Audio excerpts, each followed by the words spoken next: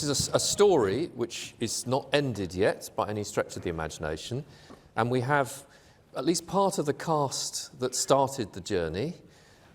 So just to say that we haven't got the whole of the Turning Point team here. We've got one or two. We've got Simon Williams at the back there, who played a significant part as well. So we're going to start in Birmingham, and then we're going to move to London, and we're going to talk about a trial that happened or started to happen in 2011 that we analysed in a first instance, and we set out some results at that stage. We've now reanalysed it, and Larry's going to talk about the fresh data. But we also managed to get, because Katie listened to a presentation about Turning Point and went away and thought, well, I'll try one of these in London. And Katie Harbour has now not just completed the Turning Point trial, at least the gathering of the data in London, but also is my PhD student for the purposes of writing up the evaluation, which we're both determined to get out there. And then the ball started to some extent with Tom Joyce, who at that stage was a sergeant, and was helping one of my co-researchers and a critical part of this, Molly Slothower, who's now in New York, actually largely on maternity leave with a beautiful little baby called Quinn. But she was critical to this in that she also did the victim study, which was the first time we'd really looked at the differential impact of prosecution and diversion and respect to the victim. So Tom started that off. You then went away and did some other useful things, and now Dave Thompson has handed you the baton back. Indeed. But now as a chief superintendent. Yes. So all good deeds deserve, yeah, exactly. Right, okay, so that's the tale we're going to tell. And along the way, this is partly about results, but it's also about the process of experimentation and the fact that, researchers who are involved in something like this never walk away. I mean, we literally have never walked away from this trial. We've kept going. And we've also we could have had the Durham team here doing Checkpoint as well. We've also tried along the way to try and influence the development of policy, not wholly successfully. Some ears are more tin than others, and it's quite hard to get every message across. So that's the journey we're going on. So Turning Point 10 years on, and you can see it's quite an extensive team of people, with Professor Sherman and I right at the beginning, we wrote a little piece for Civitas. In which we tried to set out this idea of offender assistance policing, which was what it was designed to do was very consistent with what this conference is about. We were saying we're prosecuting too many low-harm people. We should be thinking about them in a different way. We should be focusing more intensive intervention effort at those who are high harm. We need to have a tool to do that, which Jeff Barnes developed with Durham Police. But meanwhile, we need to find better ways to deal with low-harm offenders, and that's where we led to a conversation with Chris. He and I had worked together in MPIA. I pitch up, and my pitch to him is I'd like to do this piece of research, and apart from some insulting stuff about, so what you're telling me is you'd like me to let you in so you can do a PhD, and I think actually it was couched in even slightly ruder terms than that, but I don't need to go into that. It's even in mixed company. But what did you think you were getting from this process, and why was it so important to you? Hi, Chris Sims, former Chief of West Midlands. So I think three things, Peter, I thought that I would get. The first is, intrinsically, this is an interesting subject. And I was just sort of delving back into my past. In 1984, I think, or 85, I found myself head of child diversion in the Met, bizarrely. So I've sort of had quite a long interest in diversion as a concept. Secondly, we were doing some work on informal resolution, which I'd started in Staffordshire when I was chief there, brought to West Mids, and still believe in. And I think this kind of complemented, very unevidenced, I hasten to add, but I think this complemented the concept. And then probably most importantly, having not long been in the force, to try to use it as a means of engendering a sense of innovation across across the force. I think when we first met, you talked about investing in the people that were going to be involved, which was really important. And Tom is living embodiment of how that investment's paid off. So it's kind of those three: the thing itself, the wider issue of diversion, and then the contribution to change within West Mids. There was one other thing you made very clear to me right from the start, was that what you wanted to engender with this was a sense of informed professional discretion. And so that's where we start. The chief commissions, and we start out on the process, and we're basing it on, we've got a good base. You don't go out to a chief like Chris with a blank sheet of paper and no idea of what you're aiming at.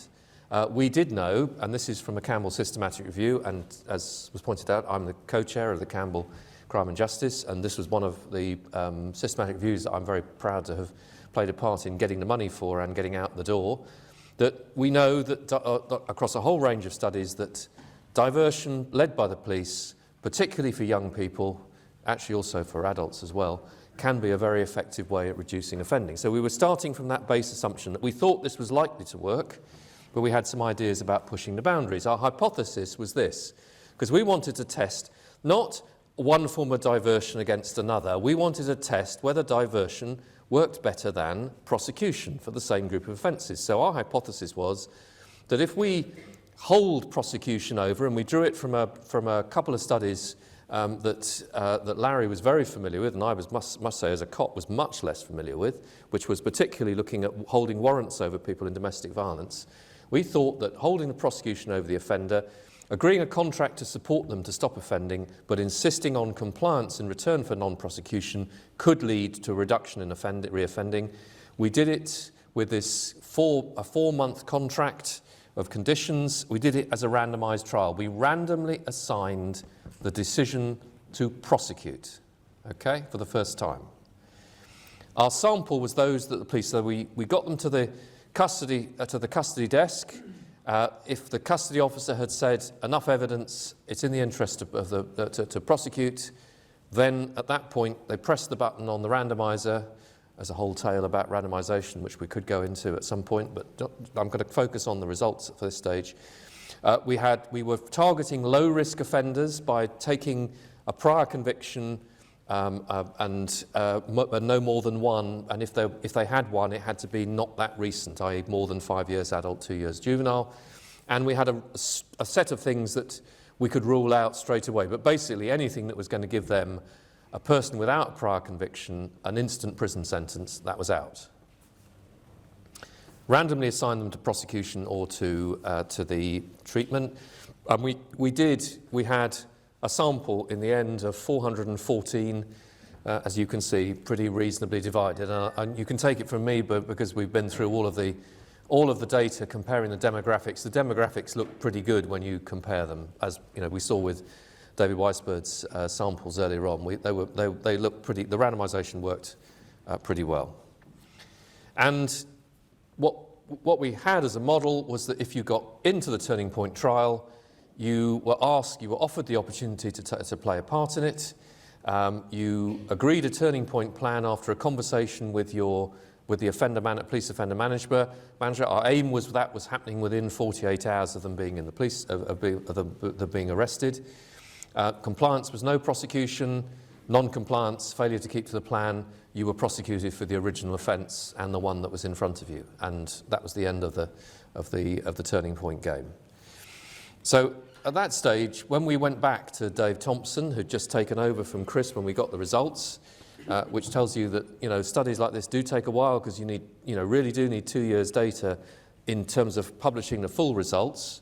We did write 2 interim reports, which were very important actually. In another lesson, we're going to have an interim report in a minute. Interim reports might not be the one you publish in the full glare of publicity, but at least giving some transparency to the progress you're making, to the people that are actually sticking with you on this is very, very important. This is what we reported to Dave at that stage. It reduced harm. The treatment sample showed reduced harm by 36%, increased justice, i.e. far more of them over 90% of them ended up being held to account with a contract and going through that process, compared to huge numbers who just sort of got lost in the criminal justice system, and over a very long period of time, 6 to 12 months, for example, and I'm guessing at the moment even longer. There was we did almost trial within a trial where we looked at increased victim satisfaction. Tom was involved in that one, in particular in writing the scripts that went with that, and that saw a very significant increase in victim satisfaction over prosecution. And finally, we did a very careful measurement using the Ministry of Justice's costing mechanism, and saw a reduced cost of justice of about 45%. So that's where we got to. That's what we reported back. That was extremely well received. And then, well, we stopped doing it, because we had an agreement, actually, that when we'd done the trial, we'd stop, we'd get the results, and then we'd consider what we were going to do. We should apologize for taking longer than, strictly speaking, it was necessary to discover these things, but it's all part of triage, because, as Chris will appreciate, we've been doing other things as well. And we knew, frankly, that it was better not to publish without fully executing the design as it was implemented, which is not the way we've just summarized it. So I was reluctant to go into print with publication until we had gone back to what I mentioned this morning, as in the hotspots experiment, which had 5 blocks based on, in that case, different levels of crime frequency at the full list of 110 hotspots in the Minneapolis hotspots experiment. In the Birmingham Turning Point experiment, we had 4 blocks that were randomly assigned according to baseline characteristics, not how much crime they'd had, because most of these people had no prior crime. That was the eligibility condition that got them into the experiment. But what they did have was the difference in crime type, which we knew about. And as you can see here, almost half of the crimes were violent crimes. And incidentally, all of those had a victim, a personal victim. About equal numbers of crimes were property crimes.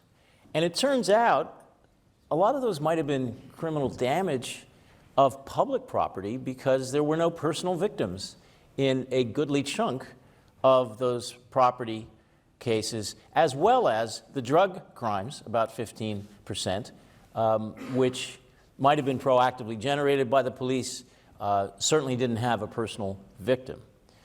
So as the experiment was being planned, and I can't recall the exact date in which the issue came up, but I do recall having a conversation with Molly Slothauer about block random assignment, and doing in the context of trying to reduce heterogeneity across the entire random sample that was being, across the entire sample of cases that was being randomly assigned.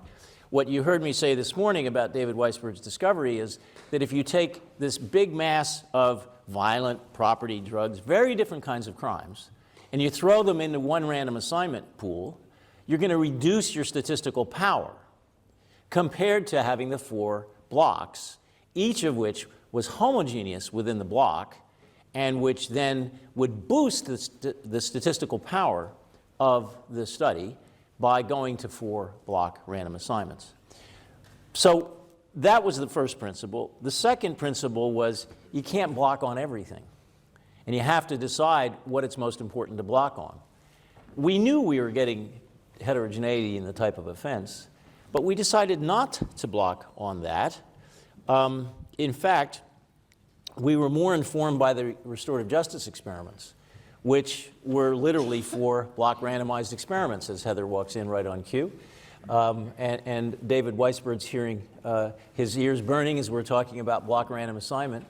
So it's interesting, if you think about it, in the restorative justice experiments, we did block on violence offenses versus property offenses, and we could have done that here.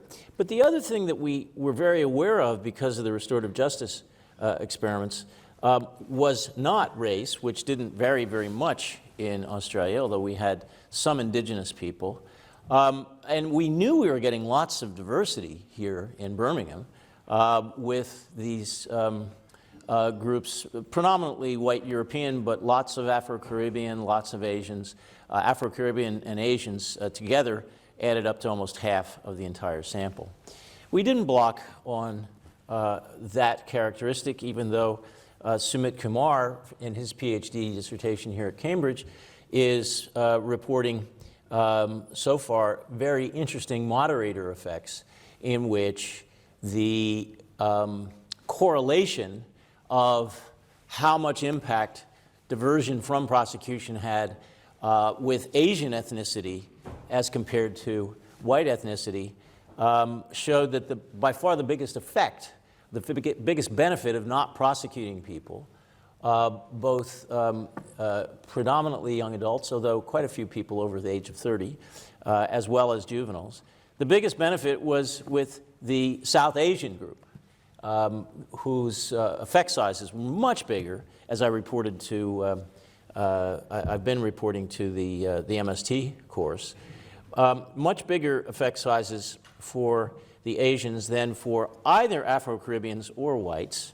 But we didn't block random assign that difference.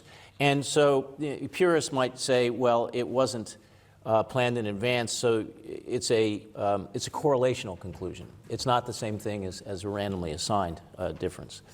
So what we did block on was actually something else, which I'll skip down to, and that's whether or not they were adults or juveniles, and whether or not they had a personal victim.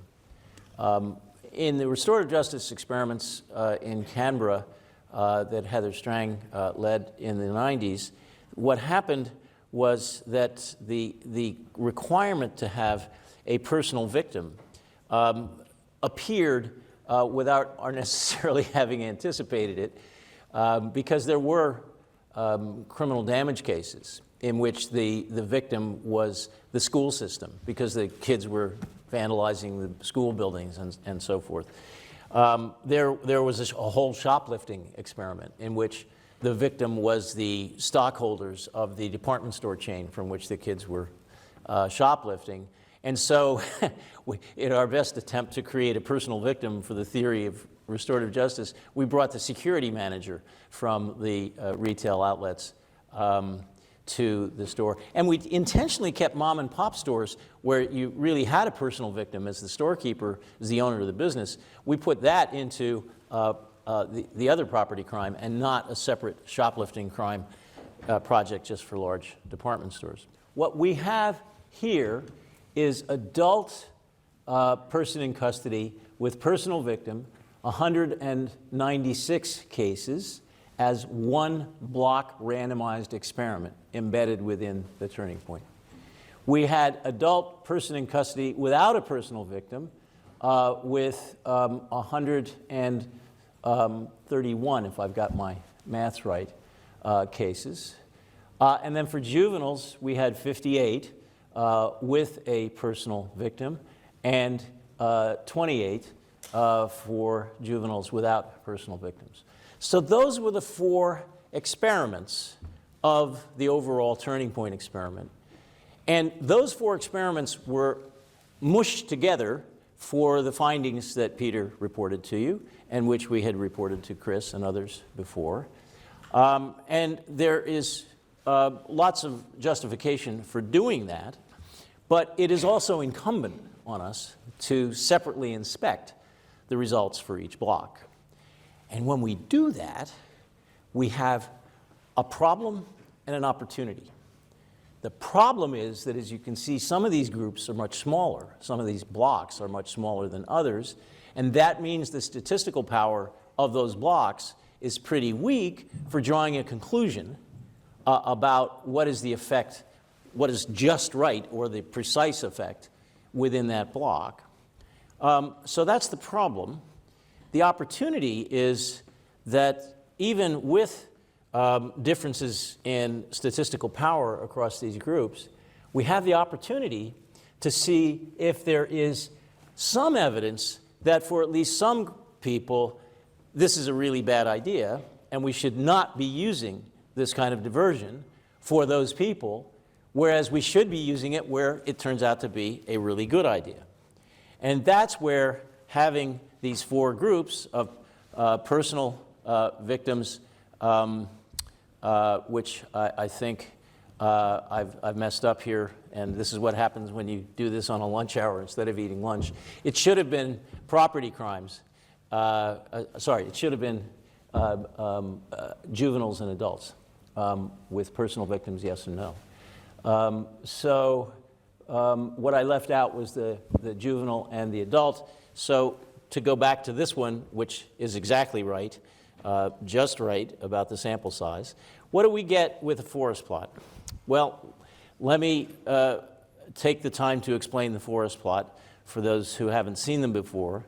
The forest plot tells you if you're moving away from the vertical line in the middle to the right, that you're getting a good effect. The convention is that the practice you're testing is doing better than the control group, which was business as usual. Business as usual in this case is prosecution, right? So if you see this square, or the diamond with a square around it, to the right of the vertical line with the horizontal line around it, what is that horizontal line? That's called the confidence interval, the range of error at the 95% confidence level for those point estimates, which are the diamonds in the middle of it.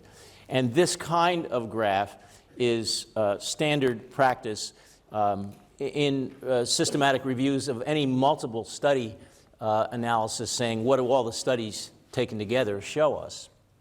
So in the Campbell Collaboration Hotspots experiment review, you have in the latest version, I think there are about 70 or 72 experiments arrayed from the biggest effect all the way down to some negative effects at the bottom in a few of the experiments in the Braga review. Here we only have 4. We certainly don't have 72. But we have a very interesting pattern because, for one thing, if the horizontal line crosses the vertical line in the middle, it suggests that it's an uncertain finding. It's not statistically significant at the 0.05 level. Actually, in the case of juveniles with personal victims, you're getting significance that has a range of error, and I prefer range of error as a more meaningful finding, where the finding could have been as much as a negative effect of 0.11 in this Cohen's d display, and that would have been a bad thing for the juveniles with personal victims. On the other hand, the point estimate could have been up to a Cohen's d of 0.93, which would be great. And so the finding overall for juveniles with personal victims is very encouraging. And I personally, on that finding, which is the third line down, if you're following me, for juveniles with personal victims, I would use it for juveniles with personal victims with that finding. But what I wouldn't do is, if you look at juveniles without personal victims, the fourth line down, way over to the left of good, that is to say, way over on the bad side, you're getting an almost statistically significant finding that not prosecuting juveniles without a personal victim is actually going to increase the likelihood of their reoffending. Now, the further evidence from this 4-block experiment is that for adults without a personal victim, you're also getting a point estimate that is just slightly to the left of 0 effect. So that's a source of worry for the juveniles, for the adults without a personal victim.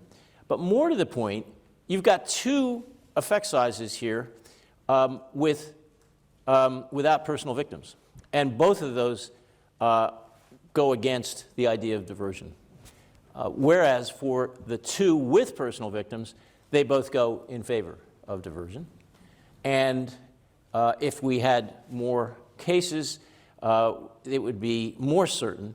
But so far, with this evidence, it is very encouraging to us to say, from a just right policing standpoint, you could establish with substantial confidence a policy of seeking out-of-court disposals for first and second offenders under the criteria we used, if they have a personal victim. There's something about having that personal victim here that is making a difference when you use the same method as when you're not dealing with a personal victim offense.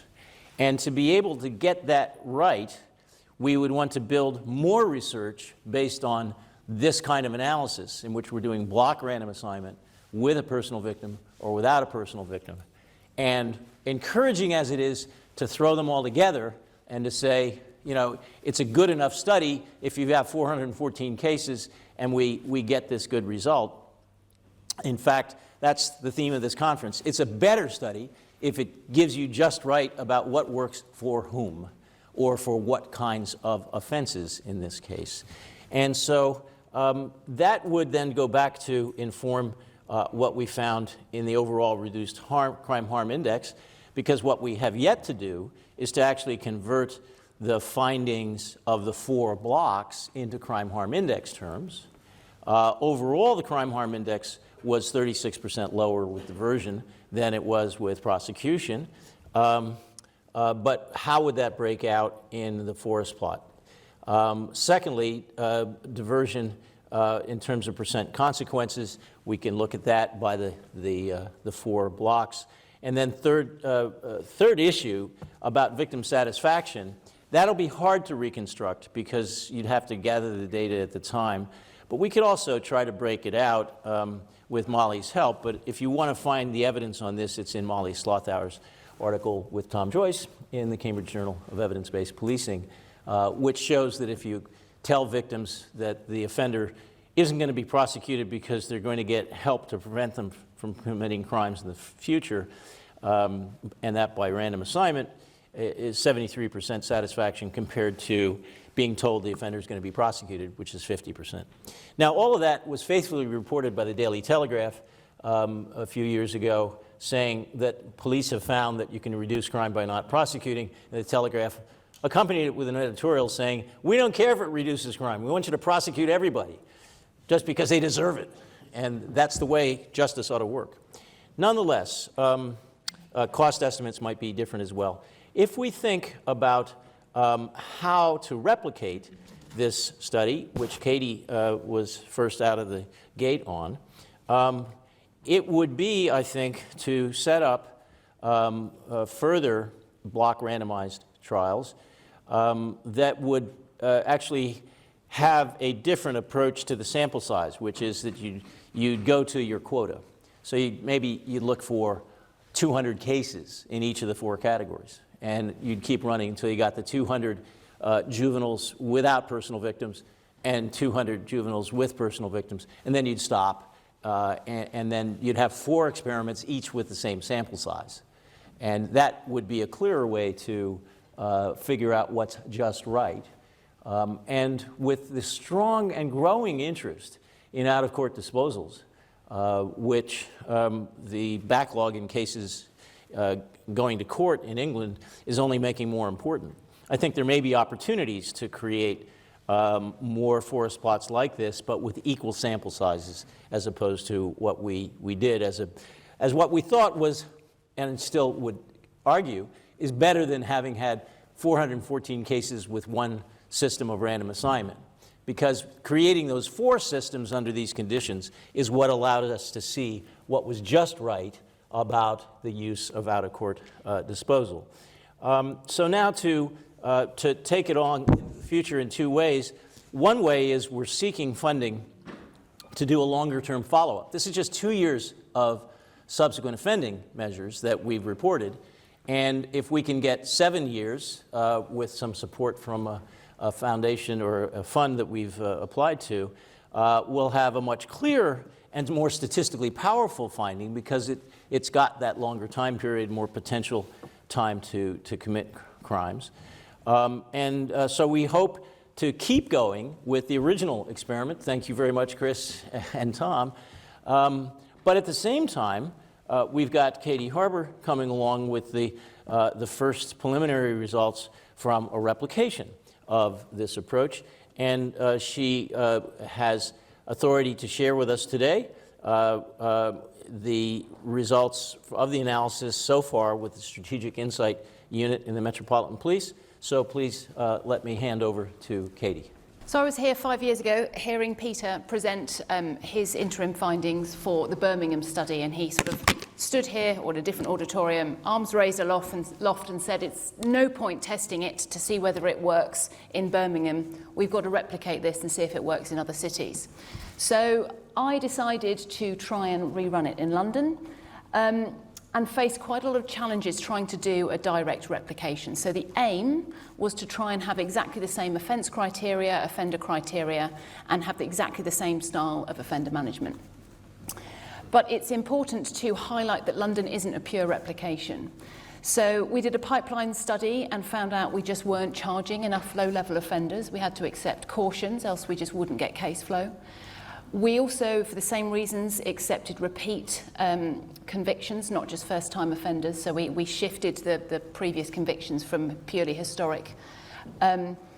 And we couldn't get permission to test the same offence eligibility criteria, which is now interesting as we're being criticised for not having done so by the same organisations that blocked us 5 years ago. That's a whole another story.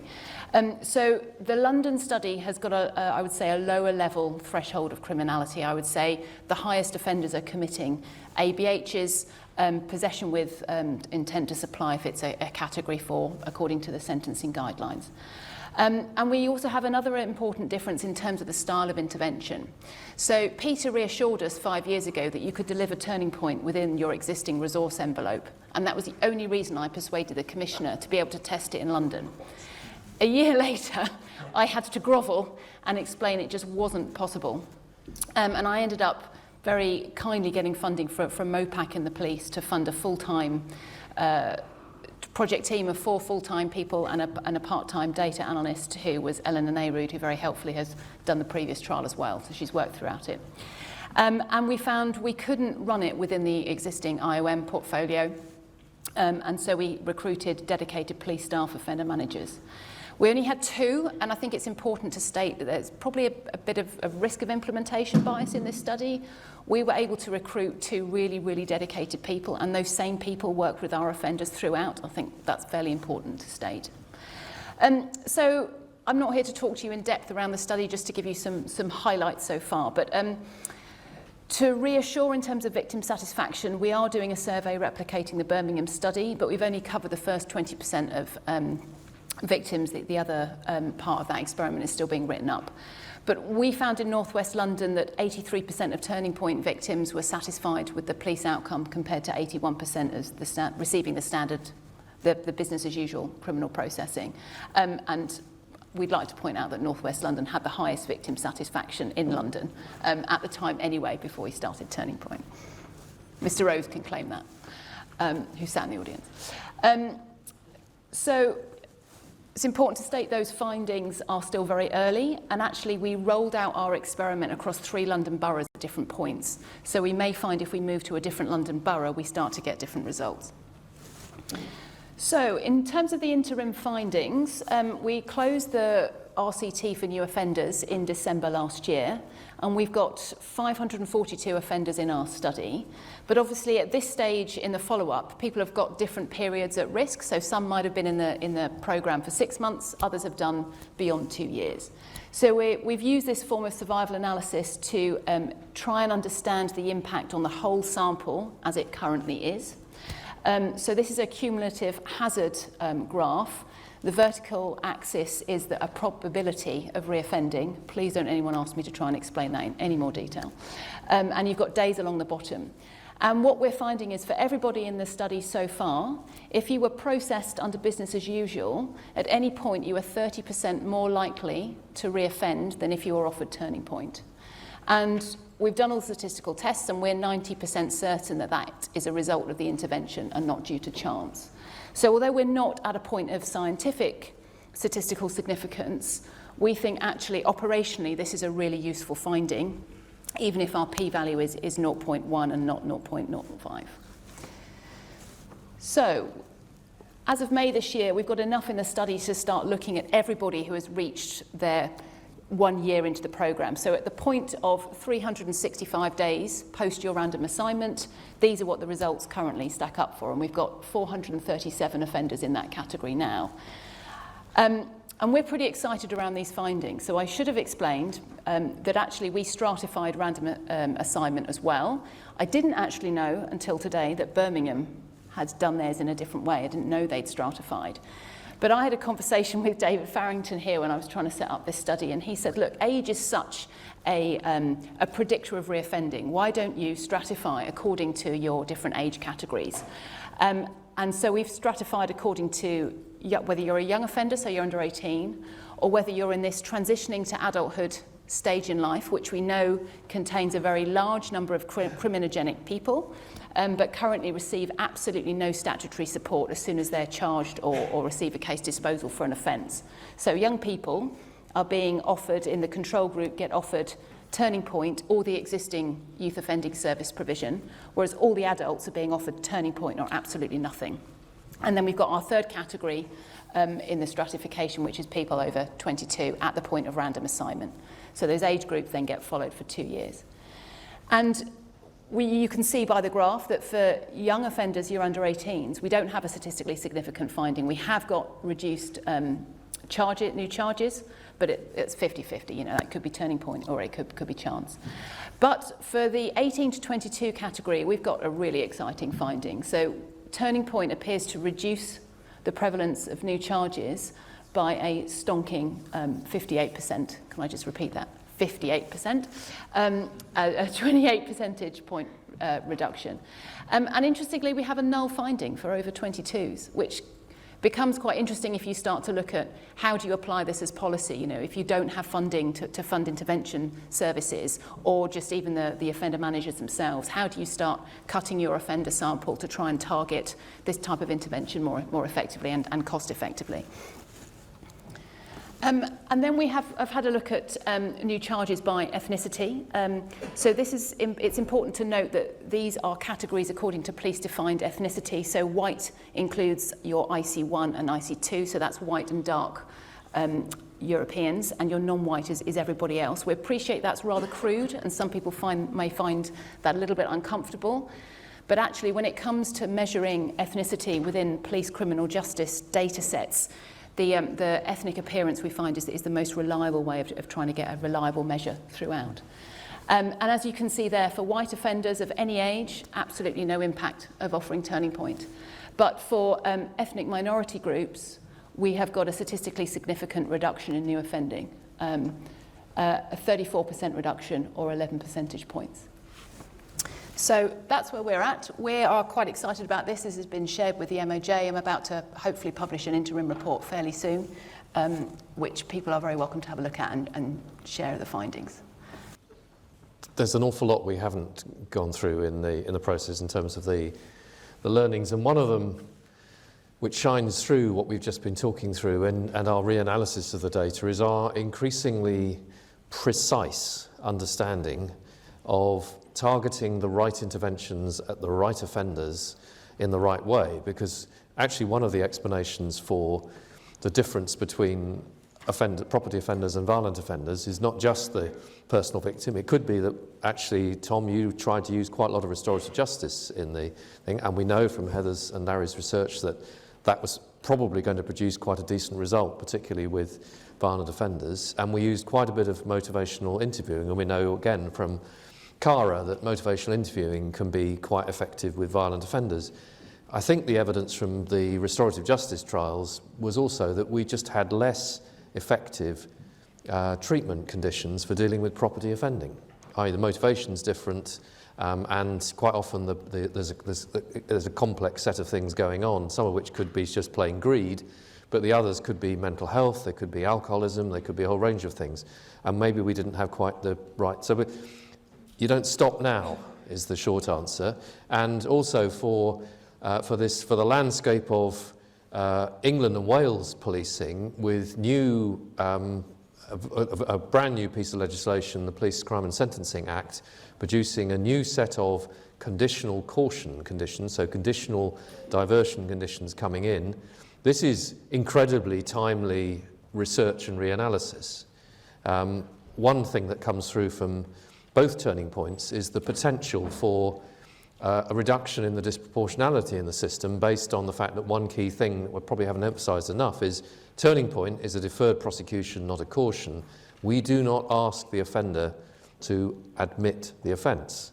There may be an expectation that there will be quite a high degree of acceptance and a degree of evidence that they've committed the offence, but we're not actually putting them on the stand and asking them to admit it, whereas a caution requires that, and there is some evidence that may have an adverse impact on young black men, for example, whose confidence in the system is not great. The other crucial crucial things that come across here are that we've not always necessarily been that good at the matching of treatments to offenders, so the needs assessment process.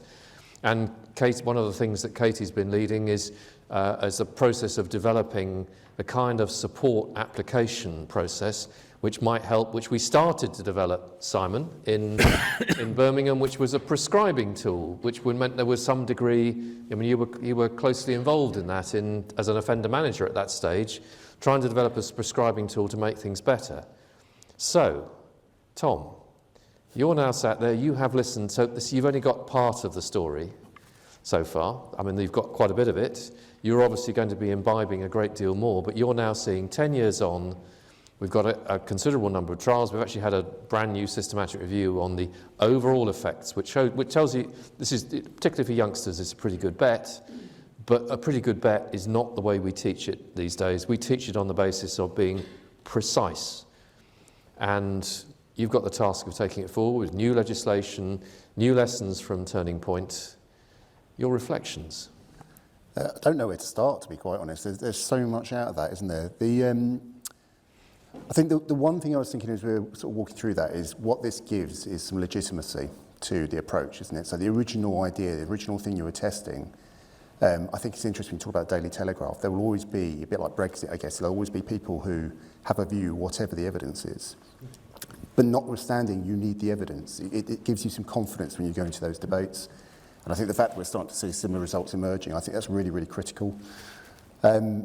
I'm fascinated by the fact that there's this kind of emotional element of the crime. Because thinking back to the victims sort of work we did, what was always fascinating to me was that you'd say to even those offenders who wanted court, sorry, those victims who wanted court, why do you want court? And they said, well, I don't want them to do it again.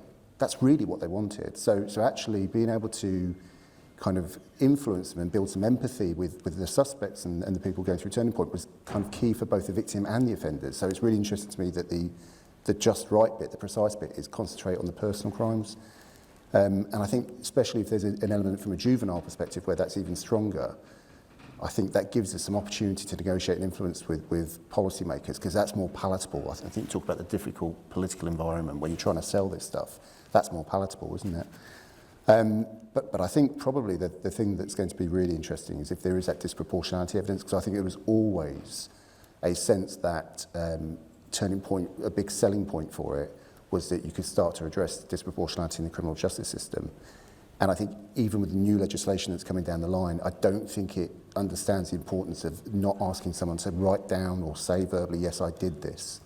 Actually, the fact that you don't ask that of people who don't trust the police is really, really critical. So I think there's still some stuff that the criminal justice system needs to kind of modernise around. But this feels like it's at such a crucial point in time because of those different political bits that are floating through.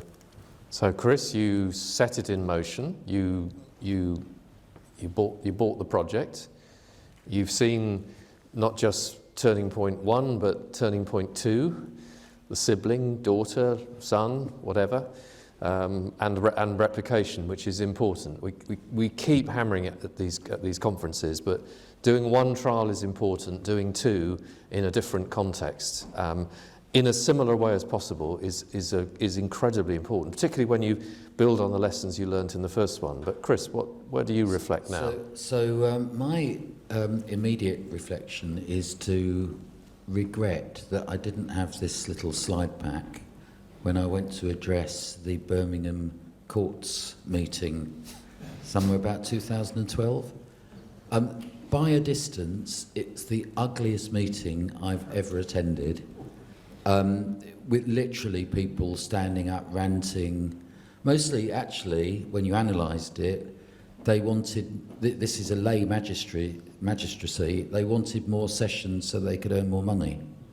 But it was really unpleasant, and of course at that stage we couldn't introduce evidence to it. It was purely a hypothesis that we were testing. That's one thing. The other thing, it's sort of a leadership issue here, that so you embark on these things, and there is a little bit of risk in them, personal risk, if you take on a piece like this.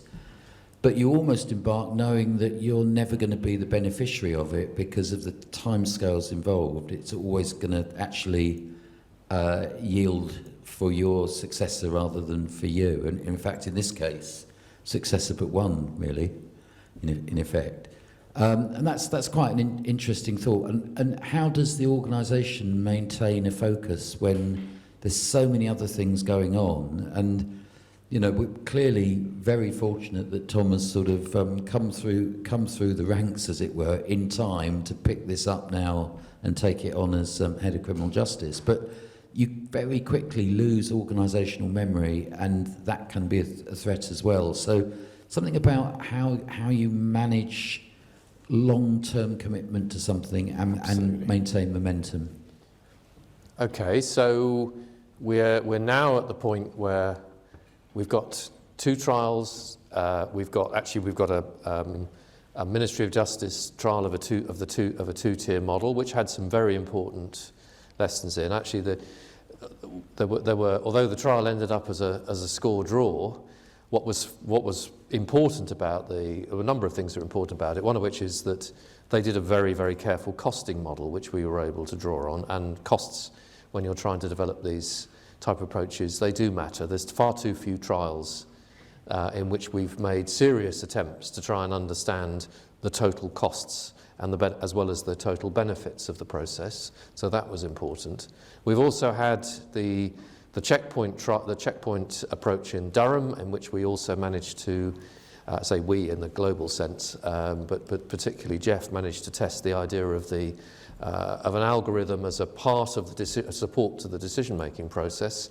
And we may have Katie, an application which will provide some level of consistency, because one of the other things, if you look at the literature in this territory, is there's quite a lot of criticism of the consistency, which matters in criminal justice, because we're talking about equity and fairness, of the consistency of the approach across different forces. So this is quite a lot of learning over a short period of time, but more to come in terms of understanding it. And the Youth Endowment Foundation, who we're hoping will support us in the next endeavour, are actually also trying to pull the lessons of the last decade of research in this territory together. And I think that's an incredibly important thing for an organisation like YEF to do, in terms of giving the practitioners in the field the best, most up-to-date, most systematic and rigorous evidence, looking at both the challenges that have taken place, so the areas where it's just as important to set out the areas where we don't think it's worked quite as well, where we now might actually have to develop better conditions,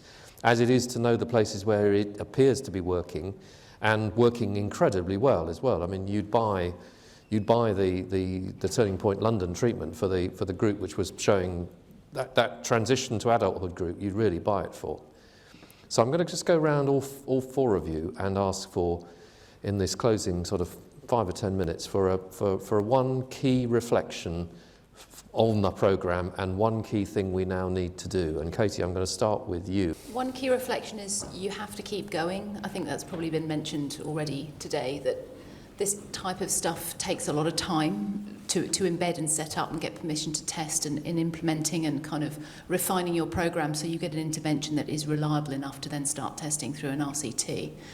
But I do think we're in a situation now where forces have heard of RCTs now, and we understand more around what good implementation looks like. And what I would love to see is, could we get to a state where we can run multi-site trials testing different kinds of intervention in the diversion space so that we don't have to wait 3 years to get a sample size? You know, could we get a sufficient sample within 6 months, so 18 months later you've got a finding?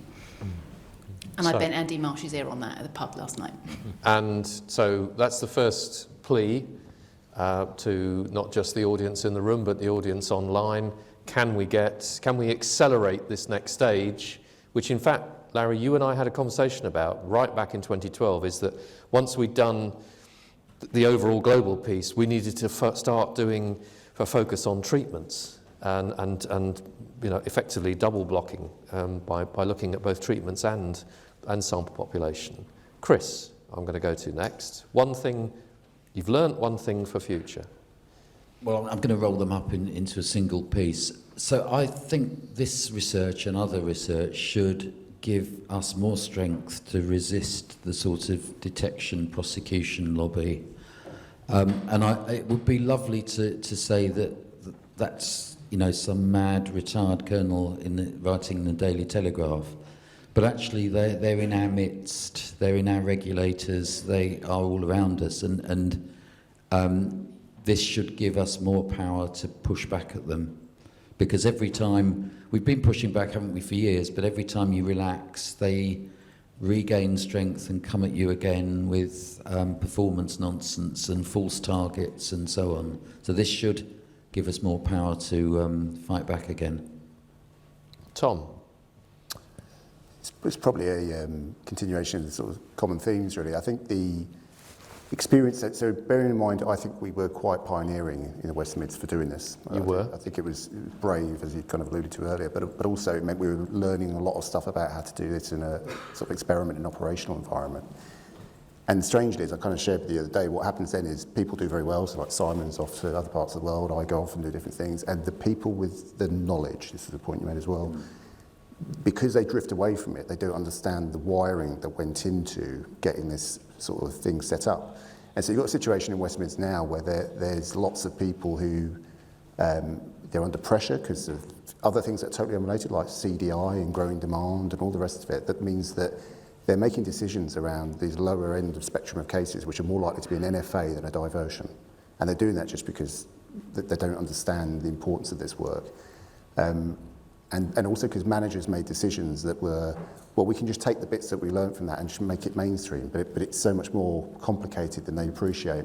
So I think there is definitely something around, you use this evidence in a timely way to say, look, we still need to do this, and here's the proof that it's worthwhile. However, you also then need to think about how you make sure that people kind of stay committed and stay on track and actually properly understand what's going on under the bonnet. Okay, Larry. One thing that what we've learned from Turning Point Birmingham so far is the potential for using block random assignment without it being evident to anybody, without it being an issue. In the 1980s, we would have found it extremely complicated to have different random assignment sequences for different kinds of people.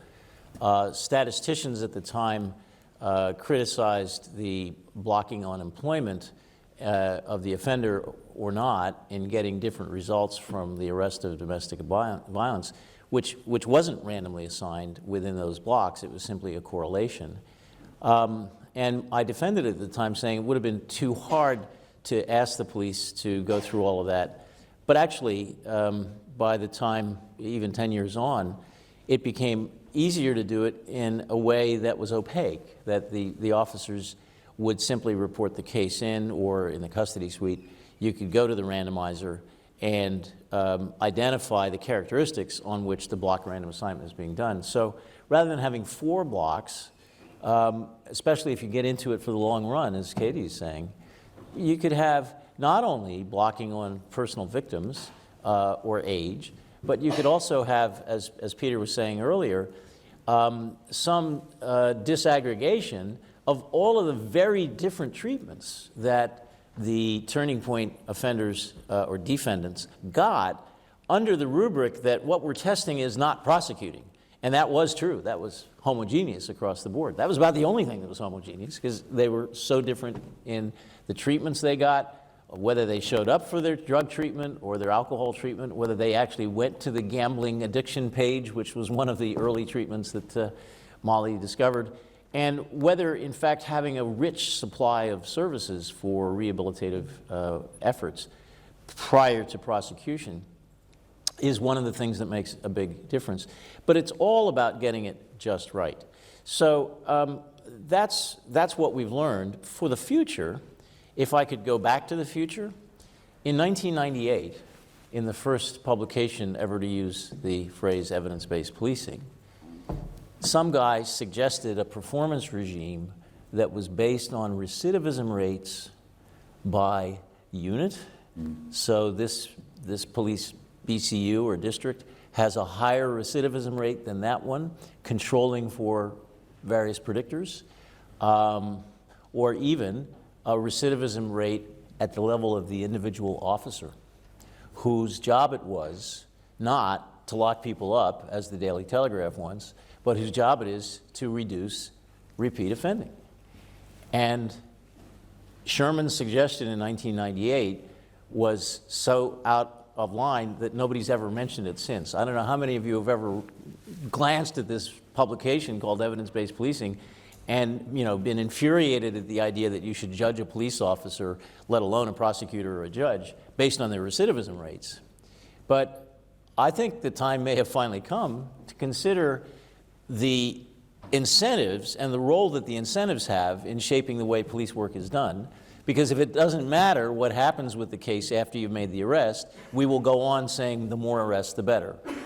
If it matters, not only for the arrests you make, but for the arrests you don't make, if you have a contact identification with somebody and you can register a not arrest decision consistent with the 1361 Magistrates Act, that says it has to be in the public interest to prosecute. So you're saying, consistent with 1361, it's not in the public interest, and I'm not going to prosecute. What's my recidivism rate for those compared to my recidivism rate for the ones I did bring in with an arrest intending to prosecute? I think that's in a very exciting future that is similar, and that's what I wrote in 1998, to surgeons who get evaluated on the mortality rates from their heart surgery. And in New York State, in the early 1990s, they started publishing by doctor the mortality rate, adjusting for risk factors of the patients they were operating on. And based on that, I was very happy when my father had an open heart surgery, and the surgeon in question had a very good survival rate from those operations. Bill Clinton had an operation, and I looked up the doctor's rate, and it was terrible. And I said, he's making a big mistake. And 3 months later, he had a relapse and had to have the operation done over again. So this kind of information about individual decision makers, very important. And I think for a professional approach to policing, it's not a bad way to incentivize policing around stuff that matters, which is repeat crime, as opposed to stuff that doesn't matter, which is I've made more arrests than you have. So there. So, turning point, more than 10 years on and still going. Publications will follow. They will this time, okay? Will follow, and both in terms of for Birmingham and London. And in doing so, what we will be trying to do is to distill, we've already written about a dozen pieces on lessons of different aspects of it, but trying to distill it in a way where it can really impact practice. Because my final key lesson out of this whole piece comes out of the work that David Weisberg and I did on police science towards a new paradigm, which was that we posited that one of the most important things in taking this work forward was to give the police, or to let the police take, or for the police to take, ownership of the science, which meant taking ownership not just of the questions, and Chris did that, but of the practice and the research and the conclusions and the way to take it forward. And only by doing that did you complete the cycle of knowledge in which you tested, you worked out the best way to target, you tracked the outcomes, and you implement those changes back into new practice.